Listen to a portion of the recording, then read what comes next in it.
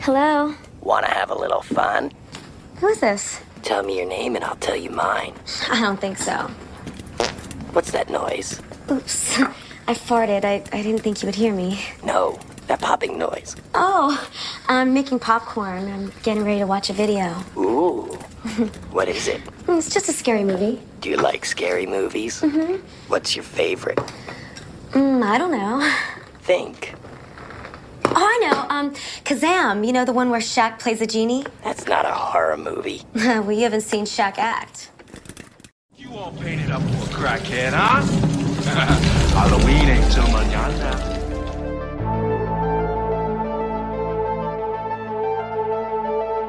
Just another Pod-o-Ween.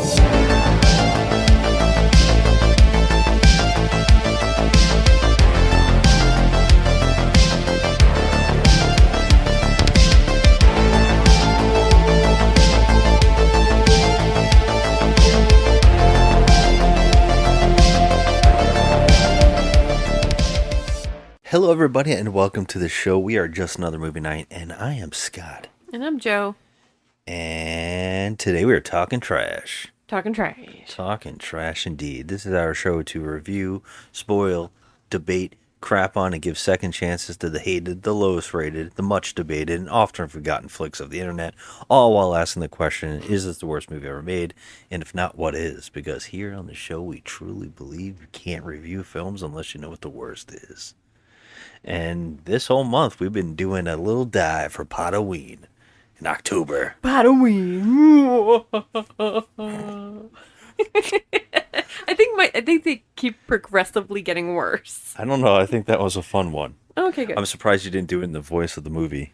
Hello, PODoWeeners. Much better.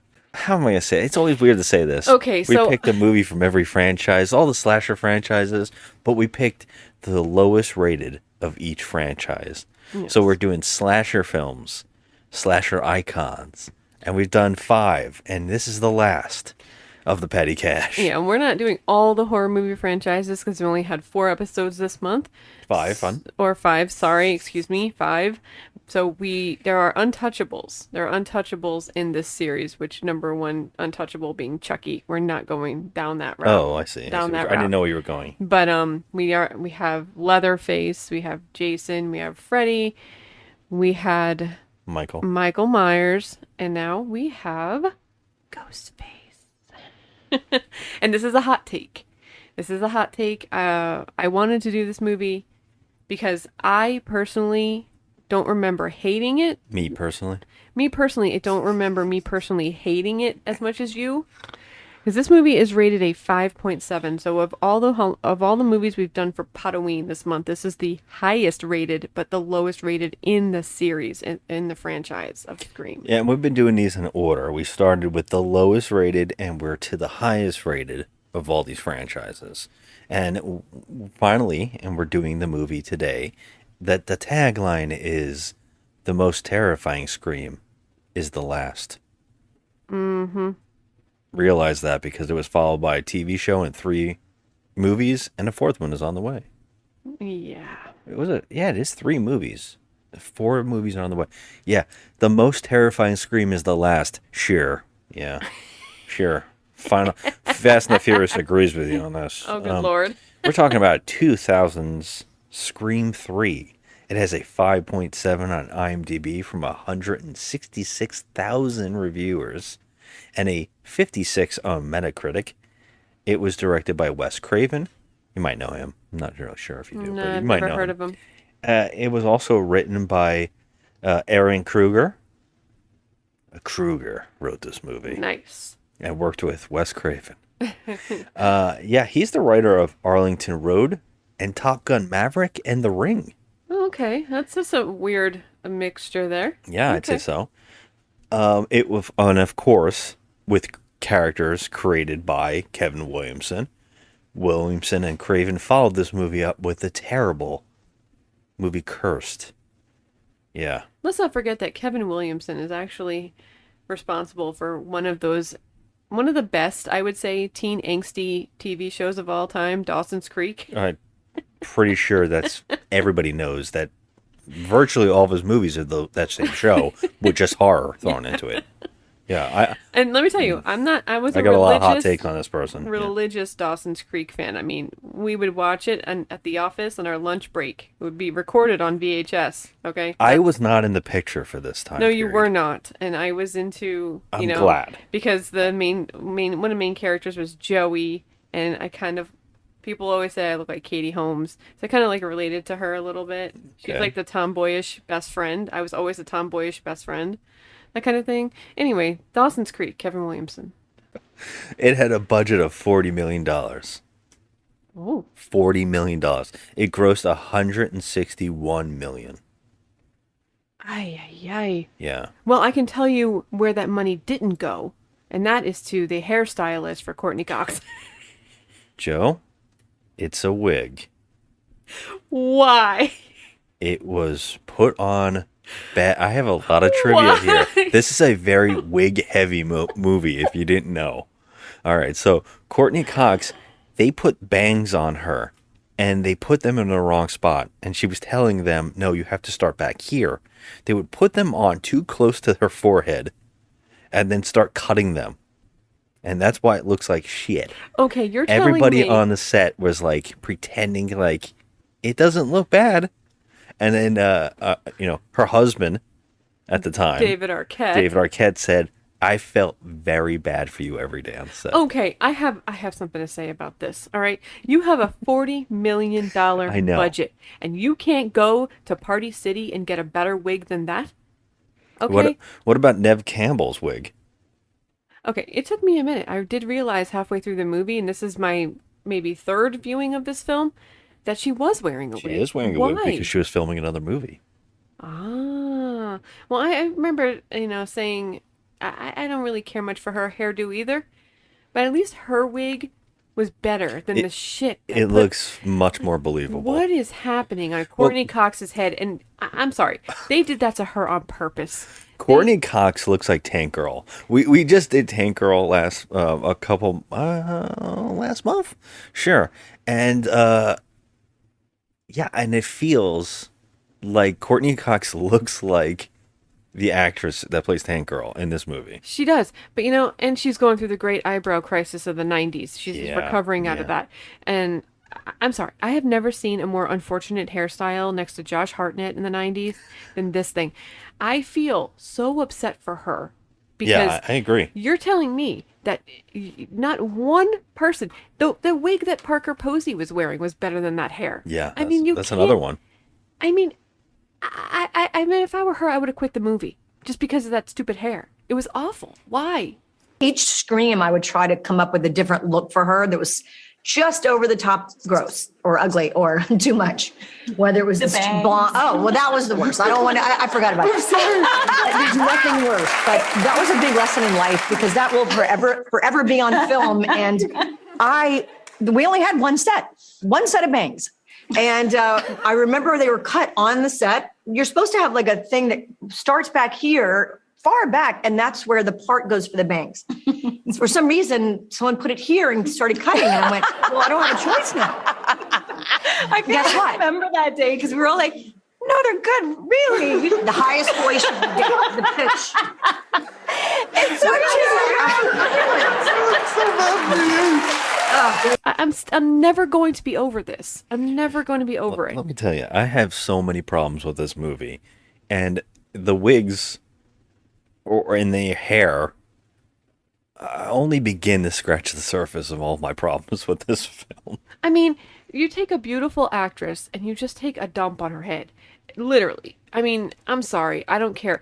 This is a $40 million production. And they, number one, couldn't give her anything except fruit roll-up pants to wear. Okay? Oh, man, that outfit. The fruit roll-up pants with a turtleneck underneath and a hoodie. Just like an Old Navy hoodie. And then she was wearing like Reeboks under there. And then can we talk about the ketchup and mustard outfit where she's wearing a red top with a yellow suit jacket and a yellow pants? I've never seen such horrid. I feel so bad for her. Like, I mean, hopefully she was paid well, and she had to have been paid well. I would hope so. To wear all of this nastiness on her body. I would say that David Arquette's hair looked nice. David Arquette. Now, can we talk about David Arquette? His facial expressions in this movie. Yeah, that's the thing with this series. I feel like I got dumber. Okay. Look, I've said this before and I'll say it again. I can't unsee these films as Scary Movie. I see Scary Movie in all these films, and so I laugh at it even more. Because these are almost identical. Scary Movie, and especially this one, there's a lot of things in 2 that also bother me, but in 3, in particular, is Scary Movie. This is so comical, accidentally. And it's like the movie almost wants to be a comedy, because it's just throwing jokes left and right. I feel like it... Yeah, I feel like it does want to be a comedy. This is the height of the problem that Wes Craven was starting to battle. I know everything I'm going to say is a hot take, because I'm not the biggest lover of Scream that everybody seems to be. And I know it really boils down to the 90s and being a young person in the 90s and this being one of your first horror franchises. I understand it. Totally get it. But Wes Craven was having a problem. First off, he didn't want to do this movie. All right, he didn't want to be a horror director. This is something he did not want to be. He got thrown into it. Mm-hmm. He wanted to do a movie called, I believe, Music of the Heart. Okay. And they wouldn't let him do it unless he signed on to do this movie. So he did this movie, and they allowed him to make his other movie. And it stars Meryl Streep, and also the detective in this movie, the other detective with Patrick Dempsey. His name is Jacques Paris, I believe. Josh Paris. He is also in that movie.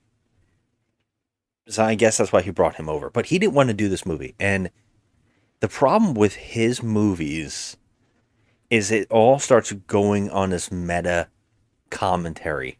Mm-hmm. And that's what this whole series has started. Like, Scream started as that meta commentary that he already had done previously with New Nightmare. It was the same kind of commentary. It's dealing with the set stuff and showing you, like, life versus the horror movie, and how it kind of affects you, and how the things bleed in, and it's all kind of this, jokey, tongue-in-cheek. And he does it again. And this one is I would say, the crown of getting out of control with the meta commentary and the humor. I mean, this is supposed to be a horror film, but it never really does feel like one. No, it doesn't at all. It constantly feels like a joke to me. I know that's, a lot of people seem to like this movie, at least that it seems very given that it's in the mid-range. Mm-hmm. And I understand why. I get it. But there is that Wes Craven problem. And you can see it all over this film, that he just doesn't want to be here. And I oh man, you don't think so? I do, and I never thought about it before like that. Like the way you're explaining things. I just assumed that because of Nightmare on Elm Street that's what Wes Craven wanted, and he got trapped. There's interviews with him talking about, like, I wasn't making money, and at the end of the day, the studios are about making money.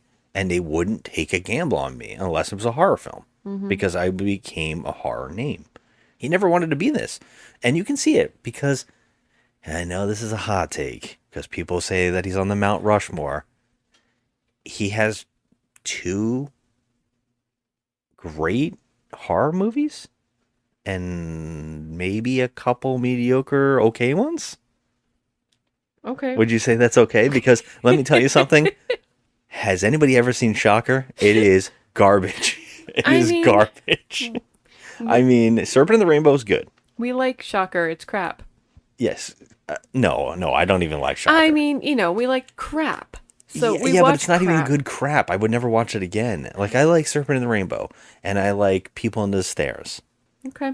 But A Nightmare on Elm Street and Scream. Yeah. But he's like held up for being like, holy shit.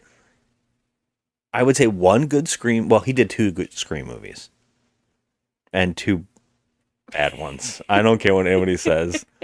That's just me. I'm Me gonna sit over personally. here and be quiet because I don't want the community to boot me out. Hey, that's fine. People love Scream. I get it. It hits in the heart, but I think everybody probably agrees this is one of the worst ones. Oh my god. I mean, this is the lowest rated in the whole franchise, although I think it's probably been top of the last 2. Yes, but people who are enamored by this franchise will never say anything bad about it.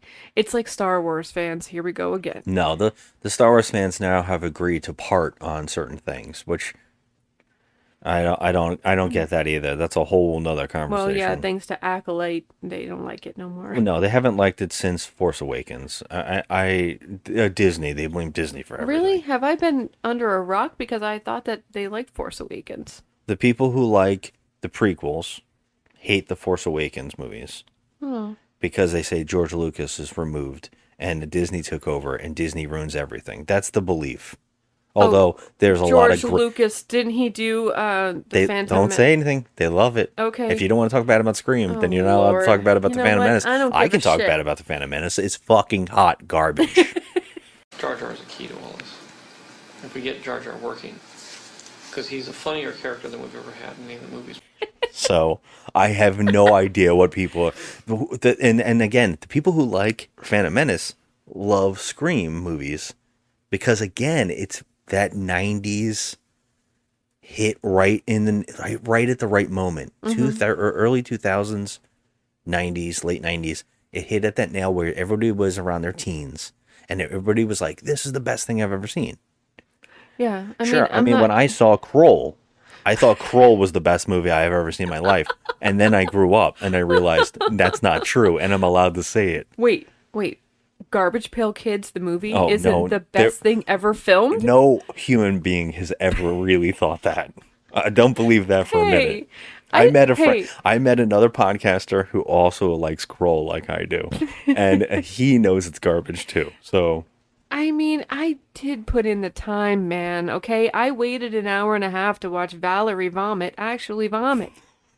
It took a long time. We're doing that sooner or later? I think we're probably going to get there soon. But back on track here. Okay, back on track. It definitely, and I'm glad we brought up George Lucas because this movie wants to reference him a bunch. Hey, are you... No. But you look just... Like her? I've been hearing it all my life. It's uncanny. I was up for Princess Leia. I was this close. So who gets it? The one who sleeps with George Lucas. Yeah, okay. Let's talk this movie out. Okay. And then as we talk this movie out, we can break it apart what bothers me and what doesn't. Okay. I mean, everyone knows the plot of this movie. Everyone's already seen it. So, we can just air our grievances if you want to. Sure. Well, the movie starts out with one of the things that I like, which is the murder of Cotton Weary. Okay, I want to tell you right now, I did not care for that. I like it because it's the thing that bothers me about this franchise, and it is that they just won't get the hell away from the characters. As Randy would say, the legacy characters. Shut up, and, shit happens. Open the door, Randy! 15 minutes. My room, too! Paul, 15 minutes, I'm leaving my legacy. Jeez, Randy. Oh, the referencing of that they know they're in a movie is just... Oh, it gets tiresome. Grating my brain with cheese graters. I'm going to get in trouble for saying this, but I will tell you, I would rather have Cotton have been in the movie franchise a bit longer. Than who? Than Dewey. He gets on my goddamn nerves in this one. Big time. I usually find... And here's the thing. I usually like Dewey. The only reason I like Dewey is because he brings charm, a weird charm to the series. Because he's the only one, he's always trying. I mean, I like Dewey too. But I cannot stand Gale Weathers.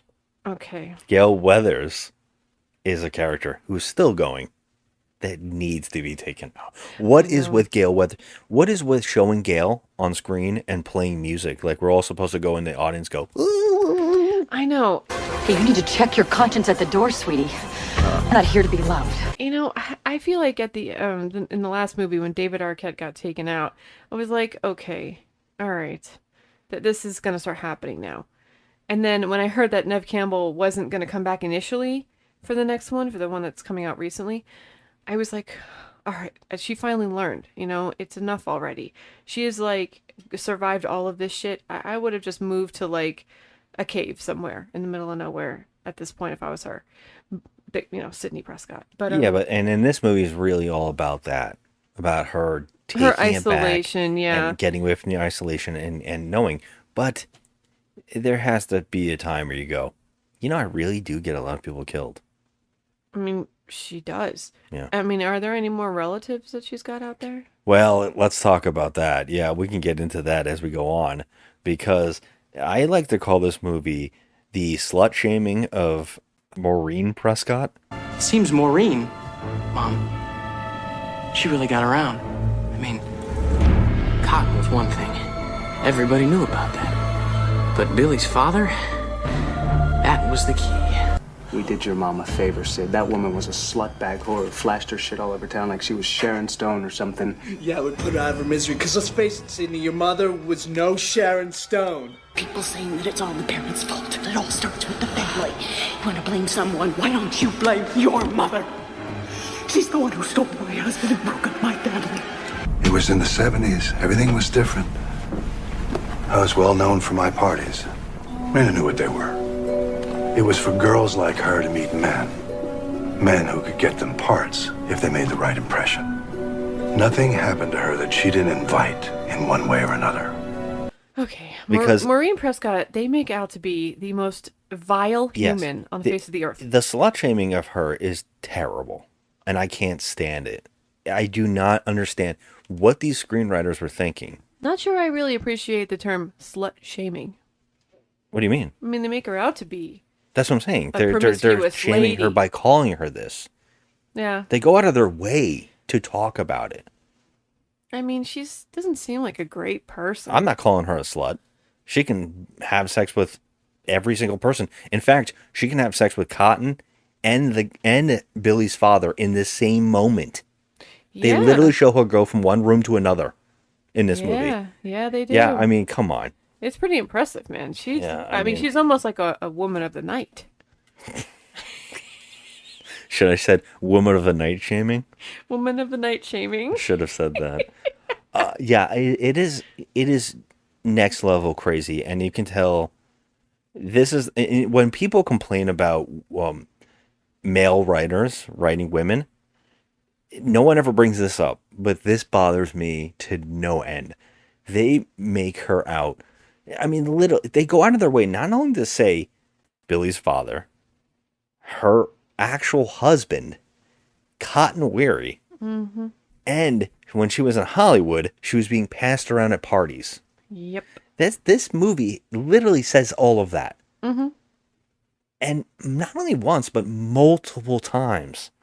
And I'm like, this woman, are we ever going to get, like, I hope in one of the movies she's alive. Oh my God. And they just go, oh, she wasn't really dead. She comes back because everybody's been saying so many negative things about her, and that's why she's going to kill everybody off. Because at this point, it's like, I want to hear her side of the story. I'm glad they got away from that whole Maureen Prescott thing in the series. Well, after this, there was, how could you go any further? She has love children.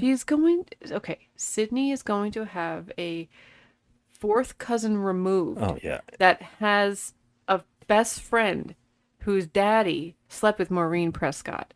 And absolutely. That daddy is really pissed off, is going to come back and make sure that he tries to kill Sydney because Maureen Prescott didn't like him anymore. So, yes.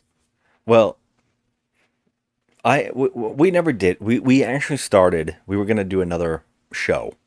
We were going to try to create another show with our friends where we all got drunk and wrote scripts. And we were going to read the scripts out, right? And we actually tried it, and it was a disaster. But we actually started writing a script that is way too good than it should be. And I really wanted to write 2 movies. I wanted to write another Scream film with our friends drunk, and another Fast and the Furious, just to see what everybody would come up with. Oh, Lord. And all I could think was, it is so easy to write these films that what you just said, it could literally be something that happens, because they're not trying. They're taking their cues from soap operas. They are, yeah.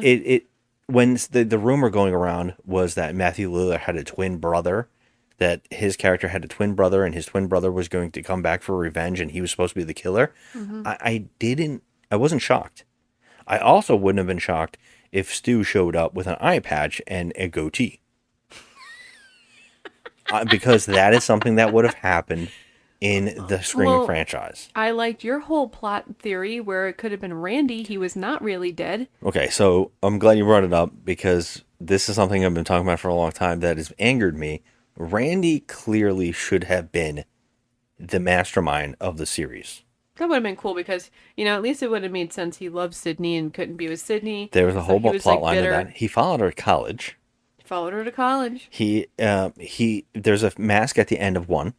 Mm-hmm. That makes it say that someone survived, might have been one of the killers. He hung out with Stu, and what's this? They didn't kill him. Yeah, they didn't. He could have stabbed him on the couch and didn't. They let him live. That's true. And he was the one that knows about how to plan movies. So it would have made sense if he was a long-running character that actually was always the villain, because he was obsessed with Sydney. I love that plot line. It's so much better than my plot of when, like if we're doing a Fast and the Furious, my rewrite would have been whenever Dom would jump in the water, he would turn into a merman. Yes, he should be a dolphin. Yeah. Yeah, I want it to be like he jumps up and... What are we talking about? Where are we at now? I liked your plot better than my merman for Dom in Fast and the Furious if we ever did a rewrite. I'm just saying. That's a good plot line. The Randy's plot line's awesome. But if you could, when he got killed in 2, I was like, well, they better say... They cheaped it up, too. They better say that he isn't dead, but then it doesn't really make sense for how he could get Sydney. Right. So I would have kept him alive in 2, and in 3, they should have played it up that he is like pushing Sydney into his arms. Yeah. And I think that would have been a better franchise explanation than what we have gotten. But then again, it would have been that whole thing getting recycled again, where if she does start falling for Randy, then she's actually falling for the killer again, like she did with Billy Loomis. Same shit. Yeah. So it would have been the same shit. It's all, there's nowhere to go in this franchise. But like Randy says in this movie, we should really be talking about the movie in order and then talk about all these bits. But Randy in this movie actually says, in a trilogy, you find out something that you didn't know from the first one. Mm-hmm. Something we've always thought was a truth. And Randy being the killer would have been that reveal of a trilogy. It would have been really rad, too. Especially since his sister makes like a little cameo in this. Yeah, let's go back in order and try to talk about this movie and then flow through to that. Okay. Well, Cotton is where we were. 100% Cotton. I like the name of his show. So stupid. So stupid. The fun fact about this is that Liev Schreiber? Liev. I don't like it. Can I say Liv? No. Liev. His name is Liev Schreiber. Just sounds like, I don't know. Get over it. Liev Schreiber in this movie it was so proud of himself for working out that he was like, can I remove my jacket to show that I have some muscles? Yeah, but then what he does... he always had muscles. Yeah, but I don't think before this movie. He got jacked after this movie. He plays Sabretooth or something? Yeah, after this. Yeah, okay. Oh, I'm Ray Donovan. Yeah, he looks amazing. But he wanted to take his jacket off. But when he takes his jacket off, he's got like a full long sleeve sweater in LA. I just kept going, wow.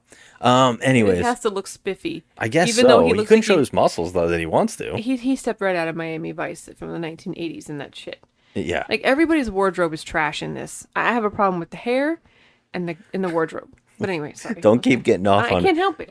We're talking about the opening. Okay, fine. So, Cotton Cotton. He's on the phone with his agent. He is telling his agent, and this is just number one of this movie not making any fucking sense. He's on the phone with his agent, and he says, I won't do that stab cameo for anything less than $1 million. Well, because right after this, when he is murdered, we find out on the news that he already had filmed the stab cameo. If Dan doesn't want to do a daily rate, we can talk about a weekly rate, but I'm telling you right now, I'm not going below $1 million. I mean, think about it. I'm risking my reputation as the host of this country's #1 nationally syndicated talk show to do a cameo in some cheap slasher flick. I mean, why can't these guys write me a fucking decent part, you know? And that's the fucking thing. Of the murder of controversial talk show host Courtney, where he had only recently finished shooting a cameo as himself in the film Stab 3 Return to Woodsboro, the third and final part of the famous horror series based on the Woodsboro and Windsor College murders. Yes, you are correct. So, because this movie went through the worst script writing I've ever... when I dove into this, nobody knew what was happening. Nobody knew what was about to happen in each scene. When the character in this movie actually says, oh, I think it was Jenny McCarthy, she says, is there another script rewrite? We get one every 15 minutes. How am I supposed to learn my lines? That was an actual thing that was happening on the set. Nobody knew what was happening in the movie. Yeah, it shows. Yeah, it does show, because no actor knew who the killer was going to be at any moment. A lot of people thought they were told they were the killer, then they weren't. So there's a lot of that in this movie. So a lot of the characters and the actors are all they all think they are. Yeah. So Cotton is killed. Now let's talk about this. Cotton gets a phone call, and the person hangs up on him, says that they're at his house with his girlfriend, and hangs up on him. Oh, tell me where Sydney is like the whole plot line. When he hangs up, there's a dial tone on a cell phone. Wrong answer. No, wait. Hello? Oh my gosh, this movie. I'm like... It was like the first cell phones, like, almost... It's not Zach Morris cell phones. Almost like Zach Morris, except just a little bit more advanced than that at that point. It's not one of those ones with the cords. This is like an actual cell phone with a dial tone for some reason. He runs home, and what we get to see is his girlfriend taking a shower, doing the whole thing, and then suddenly turning around and having full dry hair and makeup. Yeah, I motioned to you. I was like, wow, her lips look very plump and wonderful and shiny. Yeah, except she has soaking wet feet. Yeah. This movie. When you get out of a shower, you just step onto the bare tile, not a rug or anything. Yeah. Would she not dry her feet at all? She has to look sexy for her big scene. I guess so. Come on. Yeah, Come on. her big scene is being chased in the house by what she believes is Cotton, because we hear Cotton's voice. So this is the start of the movie saying that technology that's still not perfected in 2024 is in this movie, and that they are doing science fiction at this point. Yeah. Yeah. Yeah. This is like Jason, when Jason starts teleporting. This is this movie. This is that what was it? Jason takes Manhattan when he like, teleports, and it's supposed to be okay. Yeah. That's this movie. And we're now allowed to believe that the killer is supernatural in this film. So she gets chased around the room, or she gets locked into a room with someone stabbing on the other side of the door, saying it's Cotton, and poking holes in the door with a knife. Well, she thinks that her boyfriend's a killer. Yeah. So when he actually does enter the house, he finally gets there, and he's like, "Oh my God, Christine, are you okay?" She starts swiping at him with like a fireplace poker because she thinks that he's the killer. And then meanwhile, the killer comes up behind her and stabs her in the back, which really sucks because you know what? It sucks. Yeah. She doesn't have anything to do with Sidney Prescott. Seems like you keep saying that, but anyone Cotton has really doesn't either. Well, he does because he did have something to do with Sidney. You're suggesting that people only get murdered in the Scream movies if they have something to do with Sidney? I mean, most of the time. Think about it. Not in the later ones. Yeah, Dewey. Dewey got killed. No, I know that people are getting killed, but people who gravitate into this universe just get killed. Like, if the killer has a goal, people step in his way, he's going to get killed. I mean, I guess you're right, but I mean, in the second one, they killed her boyfriend, Sydney's boyfriend, Derek, for no good reason. He was just hanging there. Again, in his way, in the killer's way. Yeah, all right. I mean, it's just people get in his way. I mean, Cotton is the reason, and this is what really bothers. This is another thing that bothers me, and I got a lot. Sorry. Ghostface is asking where Sydney is. The motivation of the killer in this movie is finding out where Sydney is and going around to people who might know where she is. And for some reason, the killer believes that Cotton knows. Okay. Right? They don't really like each other. No. So why would she confide in him Yeah. where she's going? If she's going into hiding. Yeah. Who the fuck is this? Somebody who'd kill to know where Sidney Prescott is. One chance, Cotton. You've got connections. Where is she? But the movie really is doing this because the movie needs to do the formula. And the formula is you kill a celebrity in the opening. Yeah. And that's it. That's it. That's the formula. Like Drew Barrymore has nothing to do with Sydney. She just went to school with him. True. And Cotton gets stabbed, and that's the end of Cotton. So I was like, oh, dang. I mean, thanks for showing up for 5 minutes. And we find out that Sydney is living on, like in the woods, in a farm that's completely gated and has electrified fences. And she's a operator for women in need and like help. Like a help line, like a crisis line. Okay. Yeah, she has a fake name. She has a whole fake life. I would too. Yeah, of course. She should be in witness protection. It's like Laurie Strode. I mean, she's got a whole arsenal and a whole thing ready for Michael. The difference here is that Laurie in the reboot Halloween franchise is preparing for the worst. Right. Here, Sydney is hiding from the worst. Yeah, I'd be hiding too. Yeah, I don't blame her. I wish that she would have taken up arms and like gotten ready to fight back and all that, which I think after this movie she does become the more kick-ass character who actually goes out and goes, yeah, I'll fight this fucker. Mm-hmm. Which is kind of neat. Yeah, she's out and hiding, but we have a terrible plot line we have to deal with here. And that is her weird nightmares of her mother. Seems very unnecessary. Yeah, I mean, you think you would have nightmares of Billy. Yeah, like her and mom is Stu. like popping in her dreams as like a zombie. It's weird. We don't need it. Yeah, you would have like nightmares of Ghostface, but having nightmares of your mother flowing through the yard like she's in Salem's Lot, and then coming up to the window to like do bloody finger drags across your window is like, it's so weird. It's so goofy. And it almost, I never believe it. I'm like, am I supposed to think this is really happening? Is this her dream? No, we And the know movie- she's obviously dreaming. Sure, if that's true, then later on, Ghostface seems to know every one of her nightmares. Oh my God, it's so true. What she finds out about Cotton's death. So a string of things start happening on the set of the new Stab movie. Scott Foley? No. Yes. He's in this. Yeah. He's playing the director of the Stab movie. This is his first movie. This is his first leading role in a movie. He is the. Well, we're gonna drop the thing. He's the killer because we're gonna need to talk about it as we go on. But here's the interesting part. He did not know he was the killer until 2 weeks into filming. Amazing. Yeah, he's the director of the new Stab film. Because Cotton is killed and he filmed a cameo, although he said he didn't film a cameo, they're trying to shut down the movie, and they're talking about shutting down the movie. And we get to see everybody on the set, so we get to meet all of the characters. Right? Well, we first meet, I guess we first meet Jenny McCarthy, right? Well, all the cast, while the director, the producer, and the other heads of the studio are all talking about shutting down the movie, we kind of get one of those Dawson Creek-esque meetups where everybody's sitting on the steps of the house and they're all like they're setting their characters up, who they are, and they're all actors playing the parts in the movie. Right. So we also have the producer who's played by... It's played by Lance Henriksen. Yes. An icon.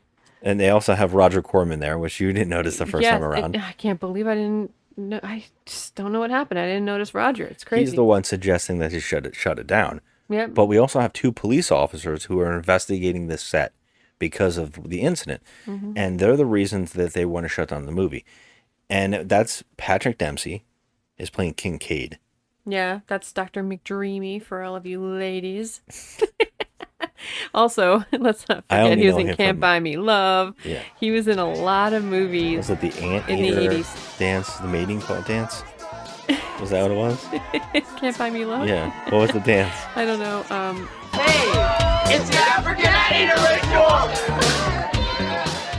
Freaking anteater mating Oh, dance. yeah, you're right. I haven't seen it in ages. But I'm sorry, yeah. that's how I know him. And yeah, he's a detective, and he's got a partner, and they're checking the set out. I think we have like a cast of characters who are the actors, which is Emily Mortimer. We have Emily Mortimer, Parker Who- Posey. Yeah, Emily Mortimer was brought into this movie, and they didn't find out that she didn't have a work visa until she was on the set. Yeah, she's an English actress. Yes, and they had Okay. to rush her over and get a work visa in Canada or something. Oh my god. It's so crazy, like how that worked out, because it's very, it's kind of meets the character in life, Mhm. because the character is also like, I'm desperate for the part or whatever. They kind of brought her in, and then everything was falling apart. She did not know. She was told she was the second killer in this film. Oh my god. In fact, the script was rewritten so many times. In fact, Kevin Williamson himself wrote the script for this movie, or had an outline of what the outline the movie needed to be, but he was working on a couple other things. Mhm. This screenwriter, Aaron, I forget his name. Oh, Kruger. How can I forget? Aaron Kruger comes in and he threw it out. He did not like the idea that he was hired on to rewrite someone else's script. He says, I write my own scripts. And he's got a pretty good track record of writing good scripts. Mhm. So he came in. The problem was, because the internet was starting to take over and ruin scripts, they had to keep writing it over and over. So they had 3 different endings, multiple possibilities of killers, and then they kept introducing new characters and people into the movie and then like changing it. Mhm. So Emily Mortimer was originally going to be the second killer, playing Scott Foley's girlfriend. She actually went to school with Sydney, and they don't remember her. Oh wow. Yeah, so there was a whole plot line, and she did not know. When she found out she wasn't revealed as the killer, she was shocked. She had no idea. She thought she was Wow. the killer the whole movie. That's And if you watch crazy. this movie, it's very there. Patrick Dempsey was hired, I think, 2 days before filming. Oh wow. He had no idea. He got handed the script and had to learn all of his dialogue that day. He has a lot of He was freaking hired dialogue. the day before shooting started. He was hired, and he had to learn everything quick. He Oh my also thought God. he was the killer. Oh my god. Yeah, they kept hiring people like this, and they kept changing things around so often that no one knew what was up. Nev Campbell couldn't be on the set because she was filming another movie, Drowning Mona. Mhm. And no one remembers that one. And that's why she had to wear a wig in this film. But she couldn't be on the set, and so in her contract, she only had a certain little amount of time to film. That's why this is her I think the least she's filmed in any of the series. Mhm. That's why she's missing for so much of it, because they had to work around her, which caused nightmare on the set, like to get her at the right times and all that. Mhm. This is a while. I've read so much information about this crazy ass script and how many things. And when you watch this movie, you can see every ounce of it. Yeah, you can. It's just funny because strange things come out in the acting. I noticed everybody looks guilty. It's so strange. Like, there's where do we leave off in the plot? So we were meeting everybody on the set. You were telling me everybody who was in the movie. Yeah, so I it's, just wanted to say as you went along and tell you all the fun facts about each person. yeah, Jenny McCarthy. She is the second person to die after Cotton. Yeah, she's like, who's she playing? She's playing in the movie. I have no idea who her character's supposed to be. Yeah, I don't know either. Her name They is said she's the Sarah second. Darling. Yeah, and by the that's way, who like she all is. the names in the movie are also jokes or references to other stars. Yeah, she's not supposed to be like just another random victim, because she even makes a point to tell Roman, why would you cast me in this? I have this tiny little part and I'm only in 2 scenes and then I die second. Naked. Naked in a shower. And it's funny that they picked her because, Jenny McCarthy is, she was a model. She's very pretty, and had huge And she's very knockers, funny. and She's she's funny, and she just had everything that would suggest that she could do a part like that, you know, and that she And could get again, at it. doesn't she get killed in Scary Movie? I forget. Isn't she one of the actresses like in 2? I think her and someone else. Was she in Scary Movie? I thought it Get the was. hell out. The cow says blank. 3 letters. Dude. Dude. I don't know. Magnetic waves, brain cells. I don't understand the connection between all that stuff. You know what else I heard? Magnetic waves shrink silicon molecules. Yeah, so we meet all these people, and again, I guess the important thing here is that Courtney Cox comes to the set, and she finds out that Dewey he was hired as a consultant to the person who is playing Courtney Cox's character, Gail. Which is Parker Posey, and she's one of the best things about the movie. Parker Posey, who knows that this is a comedy. You're obsessed with her, and you're obsessed with her daughter! Right, easy, Geraldo. Parker Posey knows exactly what's going on here, and she plays it as such. Like, she wants so badly to embody the person that is Gail Weathers, but she completely does the opposite of what anything Gail would do. Yeah. She's like almost slapsticky. It's Yes. hysterical. She's just a parody of her own self. Everybody is a parody of themselves in this movie, Mhm. except for maybe Sydney, who kind of is like a regular person. But in real life, Courtney Cox and David Arquette are together, and it is very mirrored. And this series has gone out of its way to almost mock his relationship with her, and to the point in one of the movies, they make fun of how bad his life is. You got stabbed 1 billion times, got dumped by your famous wife, and crawled into a bottle. I think it's safe to say you're on the suspect list. Well, maybe you're the killer. Because that cut deep. It's too mirroring their real lives. And so the movie is seeming like everybody's a parody of themselves. Yeah. Even Patrick Dempsey in this seems almost like the way that he's playing it. Everybody is playing it because they all think that the killer, they have no idea. They're all playing it very cheesy, over the top, making stares, making weird faces, doing odd movements. Yeah, everybody looks like they're covering up something. Yes. You know, like it was Emily Mortimer in the bathroom when she's hiding and she's got the ghost face mask and she tells Nev Campbell, "Oh, I just wanted to take a souvenir because the movie's not happening anymore because people keep dying." Yeah. That, and then... Which would have connected to her being the second killer. Right. Because and she then, leads her off set. Yes. Yeah. And then Patrick Dempsey with his silliness and he just acts so weird throughout the whole thing. At the police station, he has a line of like, "I think Hollywood's all about death." Yeah, and he also has like a whole case file of clippings of Sydney. One of them is a funny ass screenshot of a scene in the first Scream movie where like, the second Scream movie. Yeah. It was like, who got that?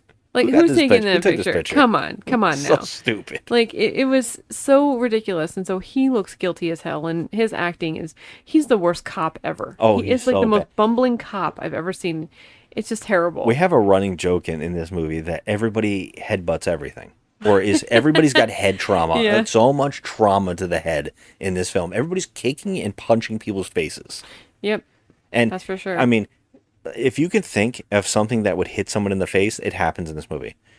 If like a cartoon character, someone pulls a rug out and a guy falls on his face, or someone throws a knife at somebody and it literally hits them in the face. It's just, that's the movie. If someone put like a soundtrack of Looney Tunes sound effects Yes. to almost all of this movie, I would absolutely love to see it. Or the Three Stooges sound effects would be perfect. Yeah. But like, so the whole plot of this is that we learn more and more about Maureen Prescott. Okay, so this whole focus is about Maureen Prescott. Yet again, here we are again. And with Sydney's ghost stuff. And yeah, 'Cause she Sydney's comes ghost to the stuff. set. Yeah, she comes in.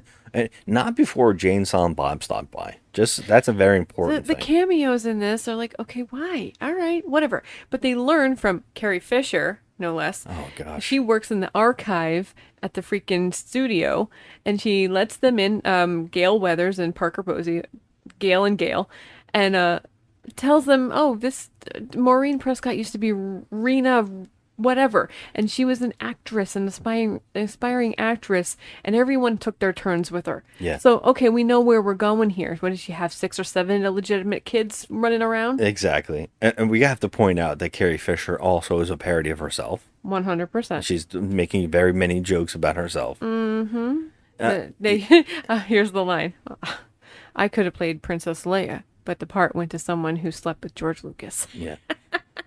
And this is funny, It was too. funny. I don't know if a lot of people know this, but she helped write her dialogue in the Star Wars movies. She actually is she was a talented scriptwriter. She actually knew how to, she would take scripts and write the dialogue for characters. George Lucas was very bad at dialogue. If you don't believe me, go watch The Phantom Menace. That's a callback. Yeah, because no one helped him with the script on that. God. So she actually helped him write dialogue in the original series. And the joke is that in this movie, she wrote her own dialogue. She came up with all the jokes. That's great. She did the same thing here, and then she made that reference knocking. Yeah, it was good Lucas. to see her. Yeah, that which is great. Yeah. And a good callback.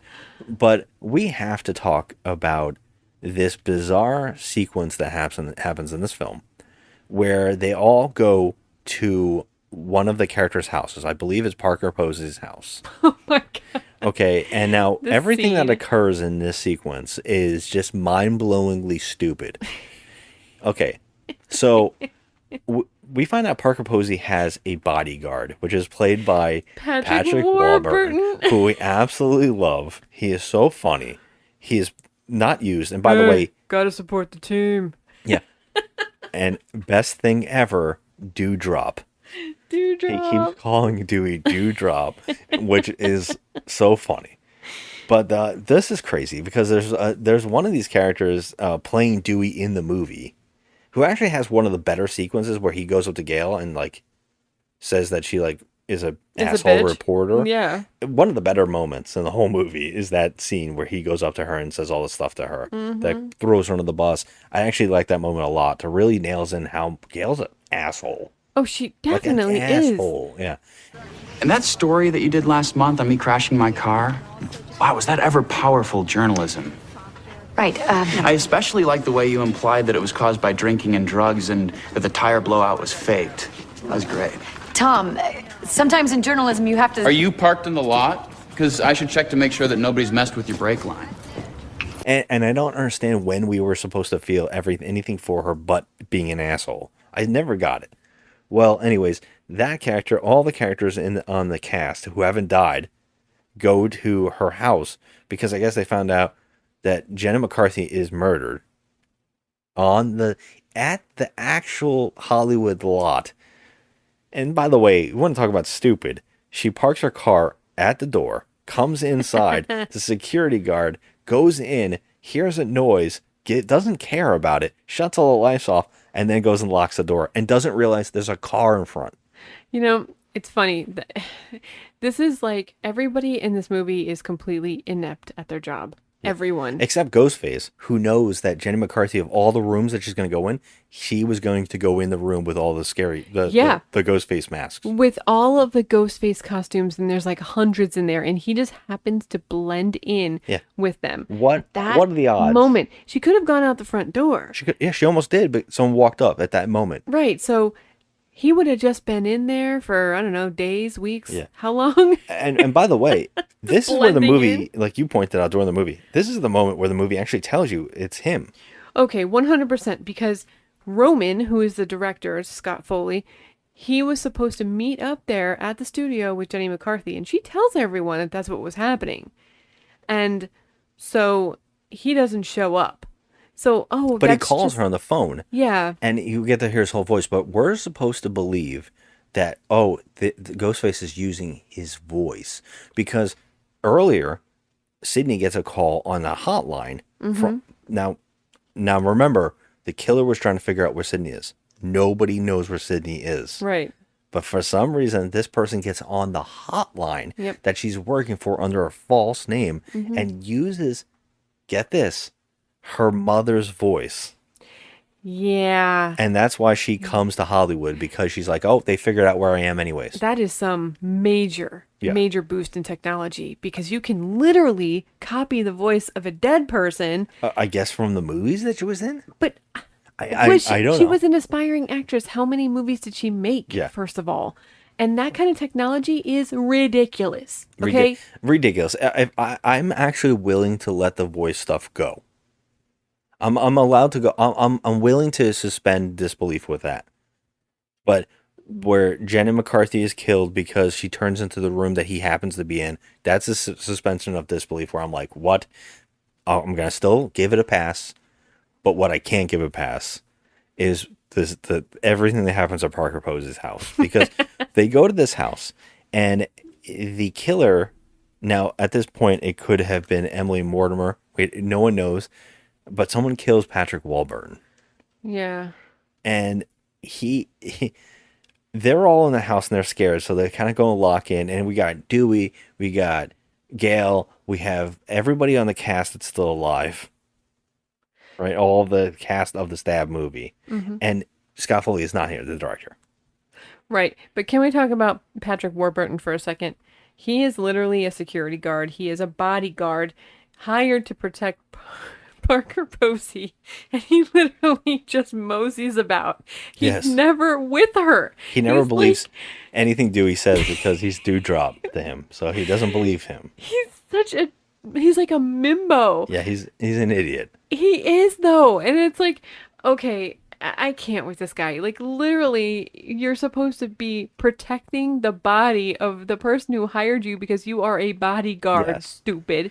Well, he is murdered, and he's still alive. He has a knife gouged into his back so bad that the person took a pot and smashed it in again. Oh my God. And hit him over the head with the pot. And he's able to walk up to the front door just to say dewdrop. His last words are dewdrop. Love it. He dies right in front of them. They all get scared. They lock the door and they get inside. And then someone cuts the power. It's like a moment in like Scooby-Doo where they're like running in and out of the house. Yeah.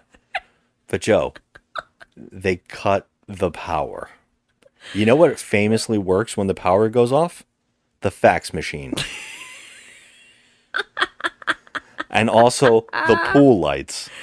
No power needed for pool lights and also for a fax machine. Wait, hold on a second. I think you might be mistaken. Because fax machines back then, I think, were plugged into the phone line. The phones still work if you cut the power. You still have to plug them in.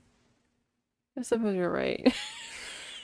You think it was powered from a phone line? No, only the phone line is powered by that. No, I just went completely goofy. You're right. Yeah. They do need to be plugged in. I don't know, man. So here's the plot here. Is they start getting script pages on the fax machine in the dark. And they're using like a little like flashlight to like look at the. They're holding it in moonlight, and the moon keeps changing in different spots. Yeah, it's really bad. The moonlight. The moonlight, and then they all run out because they're like, hell no! And the script is what's going to happen next. Okay. So they're like, oh, so now the killer is not only in the house setting up a trap. Yes. But he's also texting, faxing at the same time. Okay, how do you do that from a cell phone? I don't know. I don't know at all. In 2000 cell phone. You can't do that shit back then? I don't even know. I'm not even going to question or pretend like I know about that. I don't know if you could do it in this day and age. But here's my favorite. All right. I mean, if you couldn't, if this isn't already stupid enough as it is, the one guy decides, the guy who's playing Dewey in the movie decides, I'm going to go and read the rest of the script. I don't care. Everybody else is smart enough to go outside. He goes back inside and he decides to light a lighter to read the last page because the moonlight no longer works, or take the script outside to the pool that's lit up. Like, it's honestly, there's lights on outside. But then Scott, he couldn't become a casualty now, could he? Yeah, and in the last script, the last word that he can't read is the person who gets killed the person who gets spared is the one who smells the gas first. And by the way, none of them smell smells any gas. And also, there is enough gas in this house to blow up the Hindenburg. I know. Like, I mean, It was- I mean, honestly, the Oh house my God. just blows up so bad that it throws every character over a wall. If that much gas Not was into the in pool. the house, Yeah. they would have died already from like the poisoning. I was wondering about that too. How is no one know? No one smells a damn thing. Yeah, It's and incredible. they go flying comically down a hill. That's where the Looney Tunes music could have come in for sure. Oh, there's so many Looney Tunes music moments. They all go down the hill, and Dewey and and Gale Weathers land at a car. And you said, "Where are they now?" And I'm like, "Well, they run down the hill. There's another house, I would guess." No one seems to be out in the street after a huge explosion just happened up on the hill. No, let me tell you, you can see that explosion from, Mars. Yeah, that's what I'm saying. I mean, come on. And I love that. And all of a sudden, Parker Posey walks up, and she's like completely like, "Where were you? You were supposed to help me." Yeah, and he went to help Courtney Cox instead. Yeah, so they can have like another romantic music. Yeah, with now's music a good playing. time to make Yeah. out. Yeah, it's a good time. Oh, yeah. so annoying. And you almost got blown up and stuff, and there's a killer after you. It's a good time to get romantic. They all punch each other, and then suddenly they all went flying down a hill. By the way, they were all in the same area. Yeah. And by the way, was the one guy not with them? There's a guy playing Randy in the movie. Randy? No, Randy's. No, there's a guy playing Randy in the movie. They make jokes about it that he's not. I'm not playing Randy. I'm playing it. But you're playing a character who works at a video store.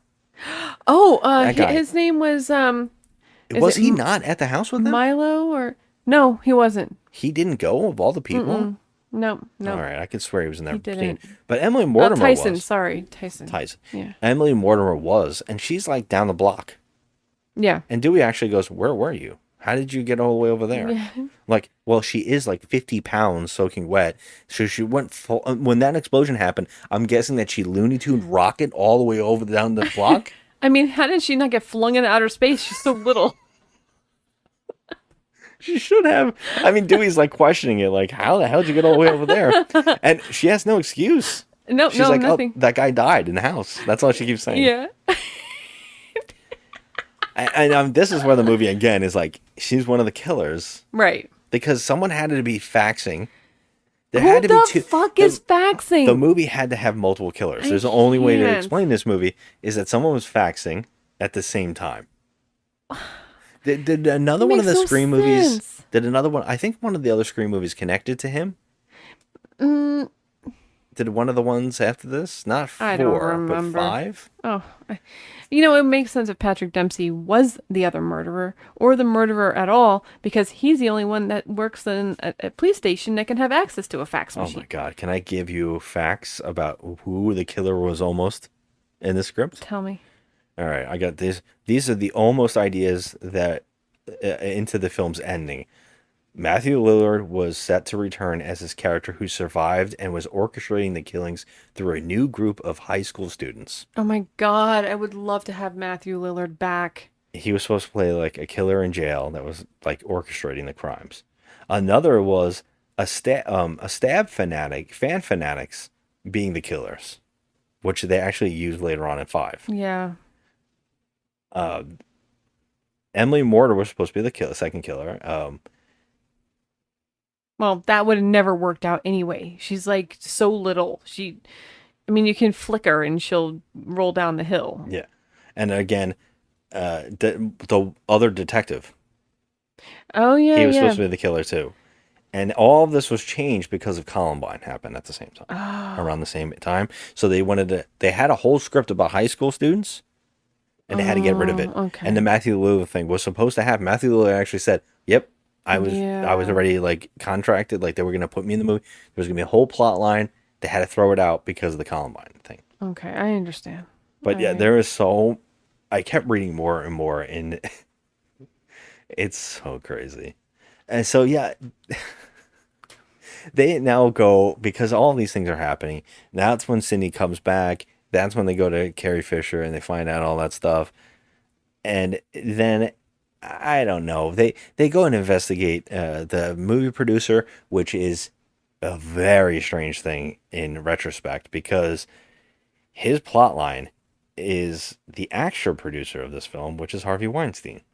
And a lot of people said, like, this is very creepy. Oh, that is creepy when you think about it now. Yeah, because everything he says is exactly what he got in trouble for later on. Yeah, he was like grooming young actresses, or I wouldn't say grooming. I would say like, passing them around, trying to get them parts. And Are you talking about the character in the movie or actual no, I'm sorry. Lance Henriksen's character, Milton, or something like that. Who knows? Yeah, So what, who cares? It's not what who cares. Yeah. He's basically saying, like, Hollywood's a terrible place. And I had a lot of parties, and everybody knows about it, and we did a lot of bad things. Mm-hmm. So that's his like motivation. So I think from this part on, I think we're supposed to believe that it's him. Well, yeah. I mean, I think so too, because we learned that he's just not like a great guy. And he's hiding the fact that he knew Prescott, and that he had a relationship with her, and used her at sex parties, and you made her do things for parts, and it happens to be the producer of Stab, which he's like, I didn't know until we started doing Stab. Someone brought it to me. Mm-hmm. Then I figured it out. I know her. Yep. Yeah. And then we find out that, so it's the director, Roman, who's Scott Foley. It's his birthday. And I guess Lance Henriksen is the producer of the movie. So he's having a birthday party for Roman at his like castle. Yeah. And this place is awesome though, by the way. It's got all these secret passages and shit. But, okay, so this is the big reveal. He wants Sydney to come to his castle, his birthday party, so we can find out what's really going on here. Like we already didn't know in the beginning. Yeah, because of that. Before that, she is on set. She's led out by Emily and Waterman in the bathroom and onto the set, where Ghostface chases her around the set, and it's basically her reliving the first movie. Yeah. But what I was talking about before, which I think is important to bring up, is that Sydney's nightmares of her mother seem to be known by the killer, which makes me think that some of it is supposed to be not real. Right. Like, or is it not real, or is it real? Because I think the killer now wears the body bag of the mother. Yeah. Unless that didn't happen, but I'm pretty sure it did. Is she having like hallucinations or something because she's all like stressed out and strung out? You're saying everything that happened in the house isn't real? I feel like everything that happened on that set with the body bag and stuff, I feel like she was hallucinating. I think maybe it was like out of fear. I mean, there's no way that was real. I mean, she did happen to, she happened upon that murder scene. And even Dewey's like, oh, you shouldn't have gone in there, that they're setting up for the murder scene. So I think that she was just hallucinating because she saw the body bag and stuff. If that whole sequence is hallucination, then Sydney is way worse than we imagined. I mean, wouldn't you be messed up at this point? I mean... Yeah, but that is some crazy hallucinations. Yeah, but what's even crazier is that, we learn in the final act here that she has a fucking half-brother. Yeah, but... Like, what? Before you go so far into that, but like, if they attack in the house, don't they affect things in the house? Weren't there like knife wounds and like stabs and into the walls? And you're telling me that everything didn't happen? You mean on the set? Yes. Well, no. I feel like it did happen, but I'm just talking about when she sees the body bag stand up, because Ghostface was chasing her. Yeah, but why would Ghostface give up? How did the Ghostface even get under the bag? At one point, right. Ghostface is... everything that happens in the house, if it isn't real, that's even crazier, because she's smart enough to put a door against another door so no one can open it. She did that in the first movie. Yeah. Yeah. But then the door starts moving, like someone is trying to open it, but then suddenly Ghostface is behind her in the window. Right. It makes no sense. And then they have a fight, and Ghostface, like I said, ends up in the body bag on the floor to scare her. Yeah, well, now mind you, they're on the second floor. Okay? He has to climb up on that little roof ledge to get in her window. Yeah. So there's that. Also, Sydney runs away after he smashes through the window, and then seems to have gone up another level where she tries to go out a door that ends up going nowhere, and then you see below her, it's her actual bedroom again. So there's like literally a door hanging up there for no reason. It goes nowhere. Yeah, I don't know. I can understand why they would have that door on the set to make it look like a real house, but Why would it open when it was that dangerous? Right. I mean, anyone. And also, isn't Sydney's room already on the second floor, and they go up the stairs? Yes, that's what I'm saying. It's so bafflingly There's no weird. more, like, I don't recall that her real house in the first movie having that many levels. So there wouldn't be 3 floors where there'd be another door just looming about. I see what you're saying about Sydney's room, because he did go through a window. Yes. Was he on the first floor? Remember when Billy... No, he couldn't have been, because Billy climbed up the... No, I know, but when we see her open that door and Ghostface falls out, she Mhm. actually rips a part of his outfit, which Mhm. I don't know why she doesn't have it as proof. But the killer falls to the floor onto the bed, which would be the first floor. No, it would be the second floor, because she ran up the stairs and threw plants at him, remember? Yeah, but then I know, but no, I'm saying that door is on the second floor. Yeah, I guess you're right. So And they're making Ghostface it fell seem to the like first floor. They're making it seem like that bedroom was on the first floor, and when it wasn't. Yeah, It And wasn't. I love at one point he shoots out of a closet, and you go, "Well, it's a movie set. I guess the killer knows where all the secret doors are." Yeah. I mean, he's the director, right? Yeah. Eh. Well, I mean, that's what we find out, but it does seem like Emily Mortimer does lead her here. She gets lost out here trying to bring back a comb for her. Yeah. And Emily Mortimer has disappeared. Yeah. And then Where the hell next does scene, she go? she comes out from behind the cars with all the cops come in. Mm-hmm. And I'm like... But there's no fucking way that even if, okay, say that Emily Mortimer did lead her there and she was Ghostface or whatever.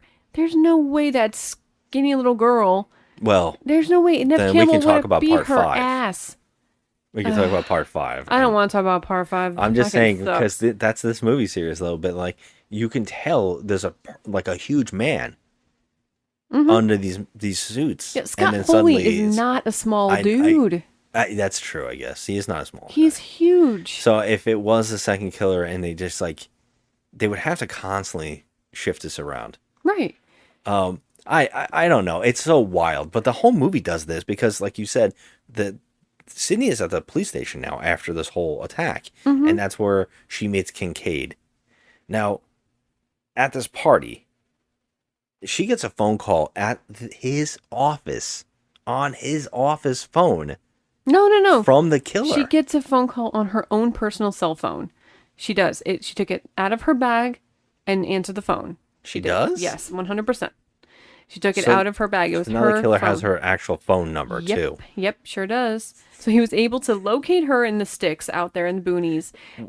Knows that she works at a freaking helpline. There's that. And there's a throwaway line that tries to explain this by saying that the killer was using scanners, signal scanners of some sort. And if that's true, why did the cotton thing happen? Right. Yeah, none of that It doesn't make any sense. None of it makes any I mean, sense. she could but- be living in a monastery in Tibet, and he would still find her. Come on. How's the monks, Sydney? Yeah, I can only imagine. Whatever, it doesn't matter. But she gets a call while he disappears. Kincaid, the detective, just disappears, and we actually have to hear his partner keep going. Where's my partner? In the background, Right, so we while think they're all it's him. having a pizza party at the police station. Right. They're having a fucking pizza party. I know. They're like the worst cops on the face of the earth. I'm like, what? Where were they after the house blew up? I mean, like I said, you could see that shit from outer space. Yeah. And there's like no sirens, no There's one. like nobody, neighbors or anything. Nope, nothing. It was so weird. She is now lured to the castle where the birthday party is apparently happening, and there's only like 6 people invited to this party. This mansion is insane, and this is also trapdoors, secret passages. That's this whole place, and of course they split up. See, that's another thing that makes it like crazy because it's Lance Henriksen's home. And he's not there. He's a creeper. We know that. So he has like all these weird secret Yeah, we could passages film and people having shit. sex in bedrooms. Yeah, and stuff like that. and he's got like in his one bedroom, there's like a 2-way mirror kind of thing. Yeah. Where you can see yourself in the reflection, like one of those cop mirror things. So that's like creepy as hell. That's number 1. So even if he did kill Lance Henriksen, I wouldn't even care because his character was trash. Like he was a bad guy. You know what? Before I forgot this, but we forgot to mention Randy's sister, comes Oh, yeah. to the Hollywood set, is let on the lot suddenly, and just springs upon them all that she had a tape from Jamie Kennedy, her brother, Randy. And that tape needed to be played if Sydney ever got attacked again. Of course, because it it's one of those, what do you call it? Like, he can predict the future. Yeah, he says, if you're getting this tape, that means I'm already dead, but I want to make sure my death isn't in vain, that I give you a heads up on the trilogy. They filmed like 2 hours of Jamie Kennedy, and they only used like 5 seconds. Oh my God. It's so I'm wild. fine with that, because if you're not going to bring him back at all, then just, like, don't even bring him back. That's Can we the way I talk see about it. the weird thing here about Gail not knowing who Randy's sister is? She doesn't? She says, "Who is that? I hope that's not Dewey's ex-girlfriend."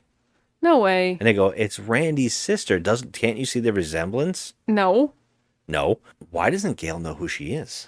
Well, why would Gail know who she is? She was living in Woodsboro, because we got an entire exposition dump when they were having coffee about how she tried to live in Woodsboro with him for like a year. Yeah, but that doesn't mean you know everybody that lives there. I mean, maybe she never happened upon the sister. That's not At any of the impossible. funerals that Randy was killed, she knew him for how many years? I don't know. Randy You're was asking killed. me to explain Gail Weathers. I mean, She's a reporter. She don't know the families of the victims of the people that were close to Sydney. I guess so. She also wrote a book on her life. That's true. She didn't write a book. She didn't know. How did she not know didn't the interview sister? anyone. Yeah. Yeah, I know. And also, what's funny is the sister says, "We miss you in Woodsboro" to them. It's like, how do you guys not know each other? Like, I know. does she know her, but she doesn't remember who she is? I don't know. But Randy has a bunch of tips about trilogies, because the trilogies always were the killers are superhuman and all this stuff, and how you learn something new with it. You didn't know, you thought you knew, but you don't. Mr. Smarty Pants, who can predict the future, didn't predict more sequels after that. Yeah, apparently he doesn't know about cash cows. Yeah, cash cow. That's what it is. Yeah. Hey, you didn't tell us the whole How come? you didn't tell us all the information. Give us the whole encyclopedia rundown of cash cows. The fact that Kirby survived, I don't know. I'm okay with that. One of the Well, better characters. you think she's hot, that's all. She was an interesting character. Eh. I need the series needs new characters. Let's face facts, because the new characters we're getting are terrible. We need to move away from, Almost we just everybody. need to move away from everybody. We really do. So we go into the house and everybody splits up, and this is where the insanity ensues again, because Scott Foley is dead. He is found dead in a coffin in the basement, where I guess this is Clue now, because Gail is Mr. Plum. She cannot tell the pulse on this man. She thinks he's dead. So Mr. Body's body, and of course Mr. Body's body is gone. That happens multiple times in God. the sequence. I find it really sexy when you quote Clue, just saying. So yeah, because they all split up and they all start getting picked apart, basically.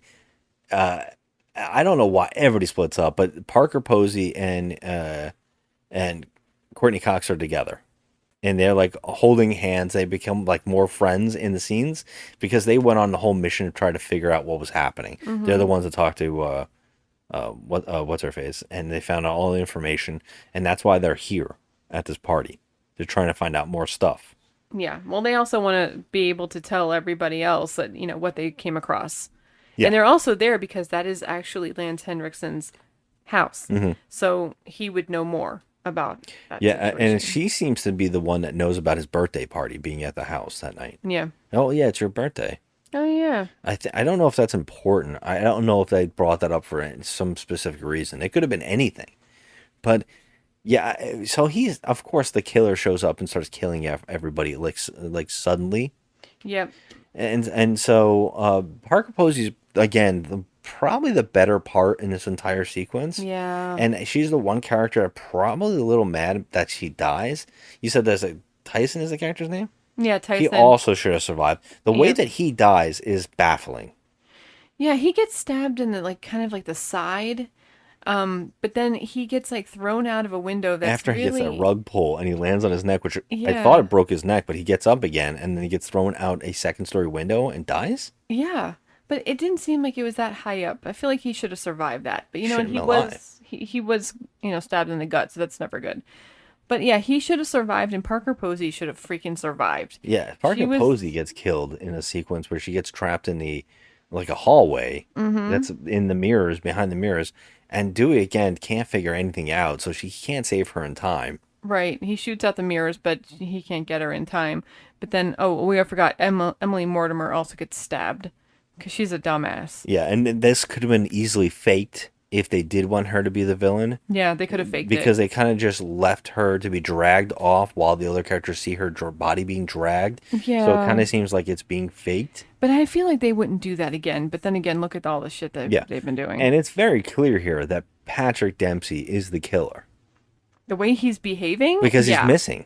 He missing, left yes. Sydney alone in the police station, disappeared. We don't know where he is, and he's not at this party. Right. Until he does show up at this party after Sydney's called and they have kidnapped Dewey and Courtney Cox. And the only reason is that this happened is because the killer is able to chuck a knife up a staircase and hit Dewey in the head and knock him unconscious. That was the most Looney Tunes shit I've ever seen. The killer constantly stabs people in the back, except when it needs to come to Gail and Dewey.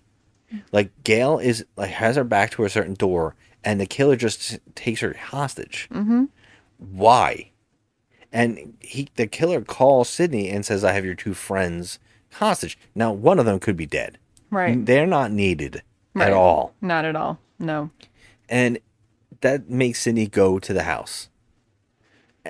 Now, I thought maybe they were going to, I don't know if they do show that Tyson was stabbed again while he was laying there, because they put a metal detector out, so they knew enough that Sydney would bring weapons and not tell anybody, you know, so the metal detector's waiting for her to check herself, and she has a gun and she throws it into the pool.